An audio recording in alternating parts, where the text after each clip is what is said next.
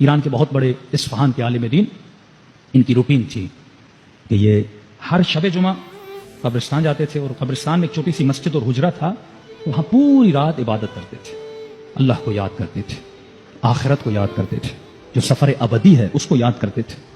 کہتے ایک دن جب میں اس قبرستان میں پہنچا اور نماز تہجد پڑھی، شب جمعہ کے اعمال بہت زیادہ ہیں مفاتیح الجنان میں، خود جب آپ فلسفہ نماز تہجد کیا ہے کہ جب نماز وتر میں آپ قنوت میں کھڑے ہو جاتے ہیں، کیوں کہا گیا مردوں کو یاد کرو، 21 مردوں کو، تاکہ کم از کم 21 جو دنیا سے تمہارے دوست اقربا گئے تمہارے ذہن میں ہو، جب وہ 21 گئے ہیں تو ایک دن آئے گا 22واں بھی میرا نام ہوگا۔ آج میں ان کو یاد کر رہا ہوں، ایک دن ایک مومن آئے گا اپنی نماز کے قنوت میں مجھے بھی یاد کرے گا۔ پر میں اگر انبیاء کی صفوں میں شامل ہونا ہے، اگر ہمراہ اور ہمسائے انبیاء بننا ہے، تو عادت بنا دو اپنی نماز عشاء اور نماز مغرب کے درمیان 2 رکعت نماز وحشت قبر پڑھا کرو، کسی نہ کسی مومن کے لیے۔ اے خدا، دنیا میں کہیں پر بھی کوئی علی والا گزر گیا ہے، میں 2 رکعت نماز وحشت قبر پڑھتا ہوں، ایک دن یہ وحشت قبر میرے اوپر بھی تو آئے گی نا، ایک دن مجھے بھی تو لیٹا کر چلا جائیں گے نا، تو یقیناً کوئی نہ کوئی پھر آپ کے لیے بھی کیا کرے گا، نماز وحشت قبر پڑھے گا۔ تو فلسفہ نماز تہجد یہی ہے۔ کہتا میں رات کو نماز تہجد پڑھ رہا تھا، اسی دن رات کو ایک مردے کو لایا گیا، تو اسی مسجد کے ساتھ ہی غسل خانہ تھا، وہ جو مردہ شور تھا مردوں کو دھونے والا، اس نے دھویا، مردہ میرے سامنے رکھا اور اس کو کفن باندھ رہا تھا، میں اپنی نماز میں مشغول تھا۔ کہتا یہاں میں نے نماز ختم کر کے سجدے میں گیا تو مجھے عجیب چیخوں کی آواز آئی، آہ و بکا کی آواز، اتنا اس آواز میں وحشت تھی کہ میں سجدے سے اپنا سر اٹھا بھی نہیں سکتا تھا۔ یہ تو یہ اس کو کفن باندھ رہا تھا، میں دیکھ رہا اس کو آوازیں نہیں آ رہی، لیکن اچانک خدا نے میرے کانوں کو کھول دیا، برزخی کان کھل گئے کہ وَعْبُدْ رَبَّكَ حَتَّى يَأْتِيَكَ الْيَقِينُ، اتنی عبادت کر تاکہ تجھے مقام یقین ملے۔ مقام یقین کا کیا مطلب؟ علم الیقین، عین الیقین، حق الیقین۔ ہم علم الیقین کی منزل پر ہیں، آپ سب کو پتا ہے قیامت ہے لیکن آپ نے دیکھی نہیں، آپ سب کو پتا ہے قبر آئے گی لیکن آپ نے دیکھا نہیں، آپ سب کو پتا ہے جہنم کی آگ گرم ہے، زقوم ہے، حمیم ہے، لیکن آپ نے دیکھا نہیں۔ ہم پہلی منزل پر ہیں علم الیقین، دوسری منزل ہے عین الیقین، آنکھوں سے دیکھو، آخری منزل ہے حق الیقین، یقین راسخ ہو جاتا ہے۔ حضرت ابراہیم جیسا نبی کہتا ہے خدا مجھے دکھاؤ تم زندہ کس طرح کرتے ہو، مارتے کس طرح ہو۔ تو جب انسان دیکھتا ہے یقین راسخ ہو جاتا ہے، تو جو عبادت کثرت سے کرتا ہے یقیناً خدا خواب کے ذریعے سے کسی نہ کسی منظر کے ذریعے سے اسے یقین دلاتا ہے۔ اب جب یقین آتا ہے اس کے عمل میں حد سے زیادہ مضبوطی آ جاتی ہے۔ کہتا میں نے نماز پڑھی، وہ کفن باندھ رہا ہے بڑی نرمی سے، اسے پتہ نہیں لگ رہا، لیکن یہ آوازیں میری کانوں تک آ رہی تھی، وحشت بھری آوازیں، درد بھری آوازیں، گویا کسی پہ عذاب کیا جا رہا ہو اور وہ بندہ خدا چیخ رہا تھا۔ کہتا مجھ سے برداشت، میری دل اتنی، میں نے کہا میرا دل پھٹ جائے گا، لیکن اس وحشت زدہ آواز کے نتیجے میں مجھ سے کھڑا نہیں ہوا جا رہا تھا۔ میں آواز دے کر اس کفن باندھنے والے کو کہنا چاہتا تھا مجھے اٹھا اور کمرے سے باہر لے کر جاؤ، لیکن وہ میری آواز سن نہیں رہا۔ دھیمی سے اس نے میری آواز سنی، اس نے قبلہ رک جائیے میں کفن باندھ لوں آپ کو لے جاتا ہوں۔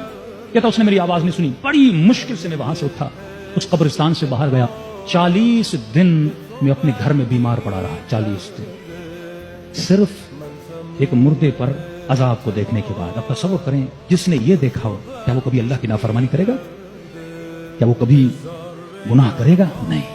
اور یہ کب ملتا ہے؟ جب انسان کثرت سے اپنی آخرت کو یاد کرتا ہے۔ اور آخرت کیسے یاد ہوتی ہے؟ فرمایا کربلا جاؤ تو صرف علم لے کر مت آیا کرو، صرف سجدگاہیں لے کر مت آیا کرو، اپنے ساتھ ایک کفن بھی لایا کرو۔ اہل بیت کا وطیرہ تھا، امام نے جو لباس جناب دعبل کو دیا اس نے کفن سمجھ کے اپنے ساتھ قبر میں رکھا تھا۔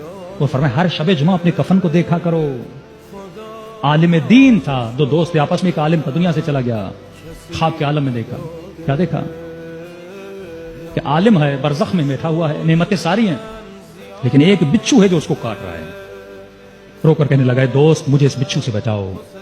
تو میں آپ کو کیسے بچا سکتا ہوں، آپ عالم تھے، آپ کے اوپر یہ عذاب کیوں ہو رہا ہے؟ کہتا ایک دن ایک موچی کے پاس گیا تھا جوتیاں بنانے کے، پیسے نہیں تھے جیب میں نے کہا کل آ کر آپ کو دے دوں گا، پیسے لینا بھول گیا، اگر ہو سکے تو میری طرف سے جا کر اس موچی کو پیسے دے دینا۔ کہتا خواب سے اٹھا، اس محلے کے موچی کے پاس گیا، میں نے کہا فلاں عالم کو آپ جانتے تھے، اس کا کوئی قرضہ تھا، آپ نے کو پیسے نہیں دیے تھے؟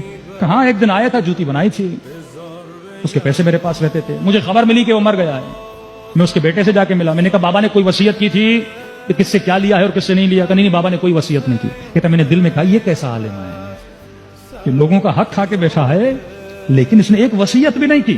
15 سال کے بعد بعض مراجع کے نزدیک وصیت لکھنا واجب ہے، بعض مراجع کے نزدیک اگر کسی کا حق کھایا ہے، کسی کا نہیں کھایا، لکھ لو تاکہ کل مر جاؤ تو کم از کم یادات ہو جائے۔ مومن نے کہا مولانا میں نے لکھ لیا میری اتنی قضا نمازیں ہیں اور میرا بیٹا دے دے. ایران کا واقعہ ہے.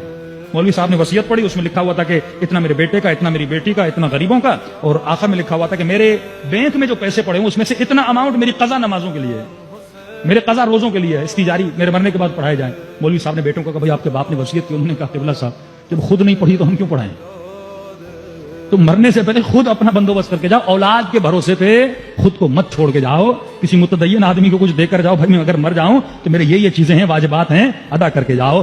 قرآن کی آیت بھی ہے رضوا بالحیات الدنیا واطمئنوا بها, کہ جو دنیا کی حیات پہ راضی ہو گئے اور مطمئن ہو گئے کہ جو ہو دنیا میں ہم کر رہے ہیں سب صحیح ہے, فرماتے ہیں ان کی جزا جہنم ہے.